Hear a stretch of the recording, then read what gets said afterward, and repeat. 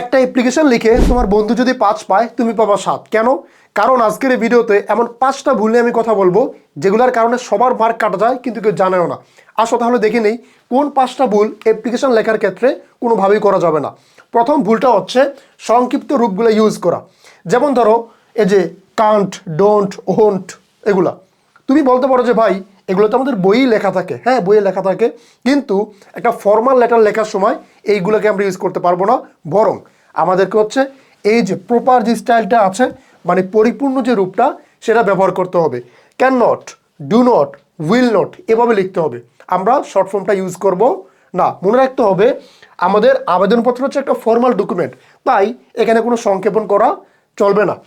আর একটা ব্যাপার একটু লক্ষণীয়, অনেকেই ভুলটা করো, সেটা হচ্ছে এই যে ডু নট, ডু নটের বেলায় ডু এবং নট আলাদা শব্দ, উইল নটের বেলায় উইল এবং নট আলাদা শব্দ, কিন্তু ক্যান নটের বেলায় দুইটা কিন্তু একসাথে লিখতে হয়। এই জিনিসটা আমরা অনেকে জানি না, আজকের পর থেকে এটা আমরা জেনে রাখলাম। সেকেন্ড যে ভুলটা আমরা করি সেটা হচ্ছে আমরা ওল্ড স্টাইল অনেকে ফলো করি। ওল্ড স্টাইল কোনটা? আগে কোনো একটা সময় ফর্মাল লেটারে এভাবে হচ্ছে টু এর পরে একটা কমা দেওয়া লাগতো, দ্য প্রিন্সিপালের পরে একটা কমা দেওয়া লাগতো, এরপরে প্রতিষ্ঠানের নাম লেখার পরে একটা কমা দেওয়া লাগতো। কিন্তু মডার্ন যে স্টাইল সেখানে আসলে এরকম কিছু করতে হয় না। তুমি simply to the principal, Dhaka college, বা তোমার কলেজের নাম লিখবা, অ্যাড্রেস লিখবা, অ্যাড্রেসের শেষে গিয়ে একটা ফুল স্টপ চালিয়ে দিতে পারো, কিন্তু কোনোভাবেই প্রতিটার পরে আমরা একটা করে কমা ইউজ করব না। তাহলে যেটা মাথায় রাখতে হবে, অ্যাপ্লিকেশন লেখার ক্ষেত্রে আমরা ওল্ড স্টাইলটা ফলো করব না, বরং মডার্ন যে স্টাইল সেটা ফলো করব। তারপর আসো কিছু বানান আছে যেগুলো আসলে আমরা খুব সতর্কভাবে শিখে যাই না। যেমন ধরো সিনসিয়ারলি, ওবিডিয়েন্টলি, অ্যাডমিশন, এই টাইপ যে বানানগুলো অনেক সময় আমরা কনফিউজড হয়ে যাই যে আর এর পরে কি ই আছে নাকি নাই।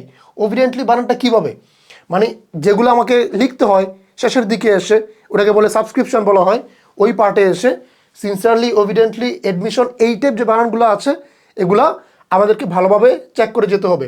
এবং মনে রাখতে হবে বাক্যের শেষে ফুল স্টপ এবং I back to state that এই লেখার পরে তোমাকে একটা কমা দেওয়া নিশ্চিত করতে হবে। আমরা কিন্তু অনেকে এই কাজটা করি না। আমরা কি করি, যাই back to state that I am student in your college.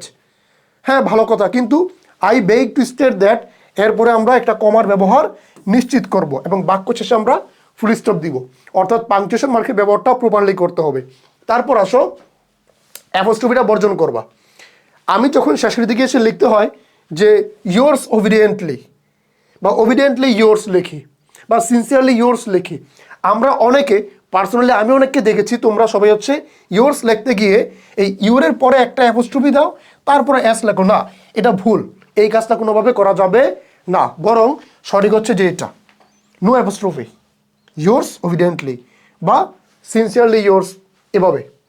এরপর আসো আমাদের সর্বশেষ যে ভুলটা হয় ওটা হচ্ছে অ্যাপ্লিকেশন লেখার সময় আমরা অনেক সময় একের অধিক পৃষ্ঠার মধ্যে চলে যাই। আসলে সবসময় অ্যাপ্লিকেশন আমরা এক পৃষ্ঠার মধ্যেই লিখবো। তো অনেকে বেশি বেশি কথা লেখো, এই বেশি কথাগুলো লেখা যাবে না। তোমাকে যে ফরম্যাটটা আমি শিখিয়ে দিয়েছি এর আগে অ্যাপ্লিকেশন লেখার ওই ফরম্যাটটা ফলো করবা। আর যারা আগের ভিডিওটা দেখো নাই, তোমাদের জন্য এই ভিডিওর কমেন্ট সেকশনে আমি অ্যাপ্লিকেশন লেখার ভিডিওটা দিয়ে দিচ্ছি, সবাই একটু দেখে নিবা। তাহলে যেটা বললাম, আমরা অ্যাপ্লিকেশন লেখার সময় এক পেজের মধ্যে সবসময় এটাকে লেখার চেষ্টা করব। তো এখন থেকে এই 5টা ভুল তুমি যদি না করো এবং ফরম্যাটটা ঠিকভাবে লিখতে পারো, কোনো স্যার তোমার বডির লেখা যতই খারাপ হোক না কেন, হয়তো বা 2-1 মার্ক কাটতে পারে, বাট 8-এ তোমাকে ন্যূনতম 6 দিতে উনি বাধ্য থাকবে। আশা করি ভিডিওটা দেখে তুমি উপকৃত হয়েছো। আর যদি তুমি উপকৃত হয়ে থাকো, তোমার দায়িত্ব হচ্ছে তোমার বন্ধুকে ভিডিওটা দেখানো যে 5 না পেয়ে ওরও 7 পাওয়া উচিত। ধন্যবাদ সবাইকে।